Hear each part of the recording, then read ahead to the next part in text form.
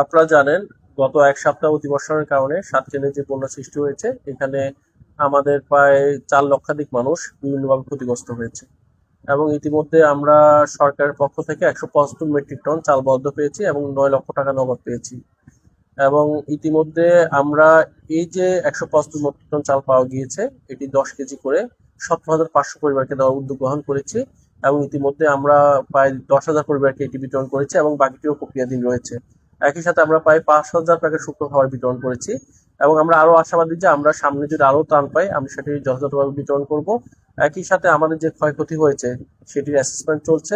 আমাদের কৃষি খাতে কি পরিমাণ ক্ষয়ক্ষতি হয়েছে, মৎস্য খাতে কি পরিমাণ ক্ষয়ক্ষতি হয়েছে এবং আমাদের বিভিন্ন বসত বাড়ির কি পরিমাণ ক্ষয়ক্ষতি হয়েছে সেই বিষয়ে অ্যাসেসমেন্ট চলছে। এবং আমরা আশা করি আমরা বন্যা শেষ হওয়ার পরে খুব দ্রুতই আমরা পুনর্গঠন কাজে হাত দিতে পারবো। ধন্যবাদ।